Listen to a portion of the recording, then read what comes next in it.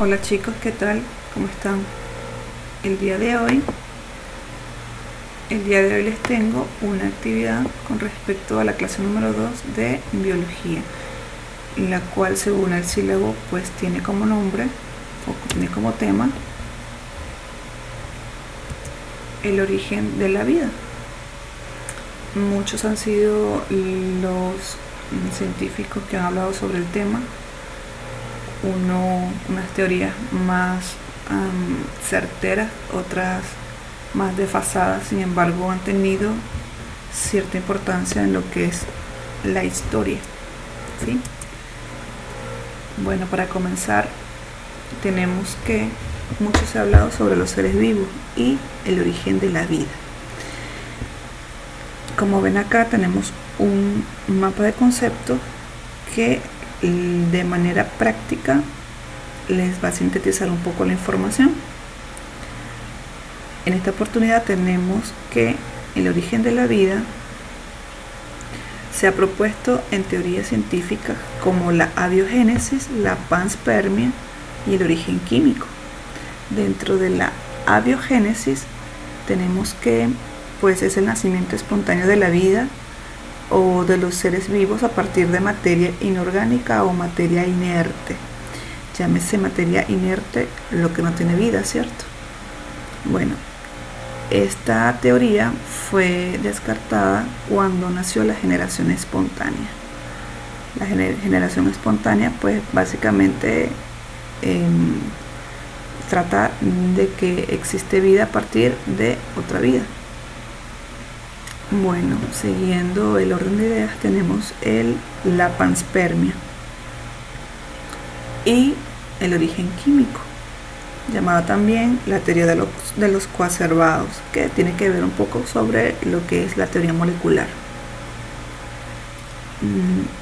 Su cambio a través de las generaciones se denomina evolución.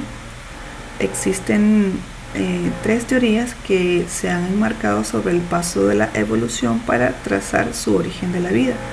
Una de ellas es la del Lamarck, llamada lamarquismo, la selección natural, como responsable el científico Charles Darwin, y pues en este caso la paleontología, que no es una teoría de evolución, pero es una ciencia de la biología que estudia la evolución a partir de los restos orgánicos llamados también fósiles.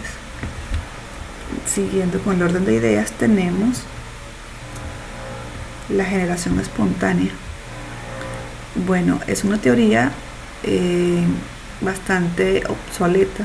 En su momento tuvo bastante importancia, pero a raíz de que comenzaron a tener más investigaciones y los científicos comenzaron a trabajar más sobre el tema, pues quedó desfasada.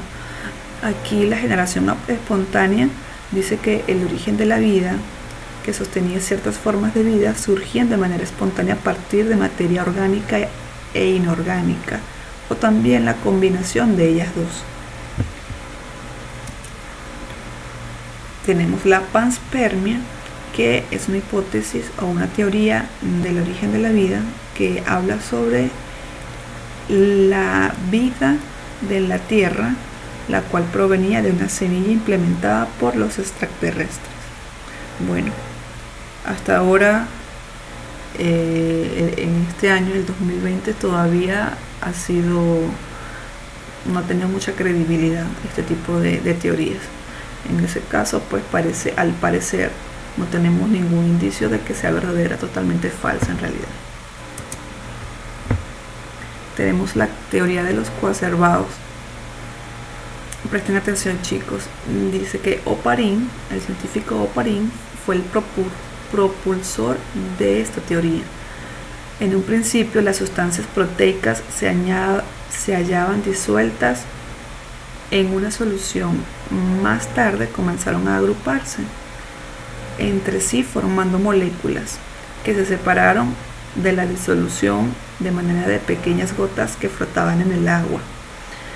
Esta teoría tiene mucha credibilidad cuando hablamos de la organización del ser vivo. ¿Se acuerdan, chicos, cuando hablamos sobre lo que es un átomo, siguiendo con la molécula, siguiendo con las células, siguiendo con los tejidos, luego los órganos, luego el sistema, los sistemas y luego el ser humano completo o el ser vivo completo? Pues tiene un poco más de credibilidad cuando hablamos de la teoría de coacervados como una teoría química o de origen químico.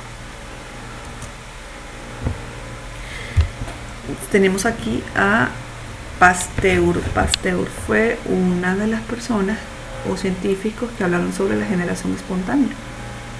Él, en su experimento, lo que hizo fue trabajar con caldos nutritivos. Él metió carne en caldos o envases, matraces en este caso, y los hizo hervir. Después que los ponía a hervir, quiso eliminar los posibles microorganismos que estaban presentes. Así demostró que los microorganismos no provenían de la generación espontánea, sino del aire. Allí tienen el ejemplo, tienen el matraz con los caldos que se hierven. Luego el caldo se mantiene libre de organismos que puedan ser atrapados en el cuello del matraz luego de que esto fue hervido. En el momento que se rompe el cuello del matraz, todavía no se observaban microorganismos, sino fue después, pasado el tiempo, que comenzaron a ver que estaba contaminado el caldo. En realidad los microorganismos no estaban dentro del caldo con las carnes, no. Los microorganismos comenzaron a nacer después que hubo el rompimiento del cuello del matraz. ¿Sí? Fue la presencia o la exposición de esta sustancia con la atmósfera. Teniendo también acá Francisco Redi, trabajó con algo similar, pero con su teoría demostró que la vida solo genera vida, por lo cual en sus experimentos solo hubo larvas en el envase que dejó abierto, y en los que dejó tapados no aparecieron solo hongos y esporas. Allí tienen el ejemplo. Él trabajó con 6 envases, uno los dejó abiertos, otros le colocó gasas y el otro pergaminos. Observó que en el que estaba totalmente tapado no hubo ninguna presencia de vida, solamente el que estuvo abierto y semiabierto, que tenía gasas. En ese momento pues se observó que la larva la colocaba la mosca que aparecía o que se posaba sobre el resto orgánico que estaba dentro del envase. Seguimos con el lamarckismo. El científico Lamarck estableció el origen de la vida como un proceso que se sostiene en un concepto llamado herencia de las características adquiridas. Dentro de esta teoría, él pensaba que si los padres transmiten a los hijos los rasgos que adquieren según cómo se relacionan con su entorno. Es decir, él pensaba y así direccionaba que la herencia de caracteres estaba ligada sumamente a el entorno en el cual se establecía vida.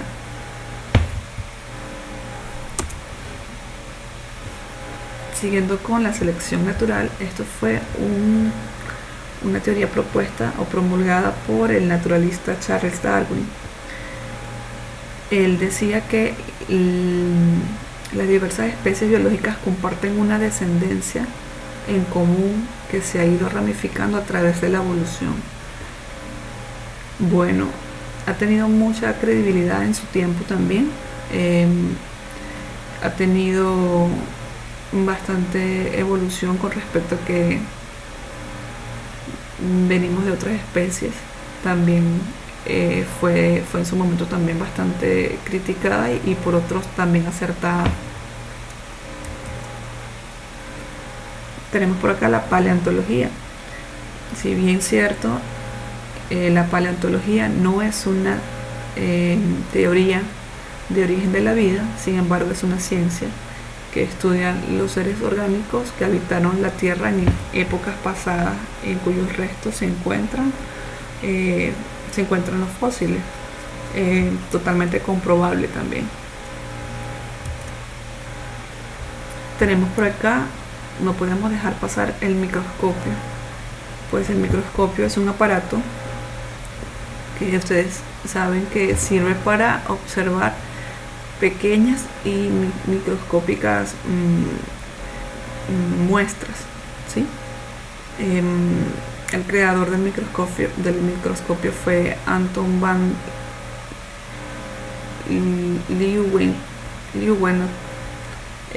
Con esta creación desafió la ciencia y lo hizo comprobable el estudio de la microbiología.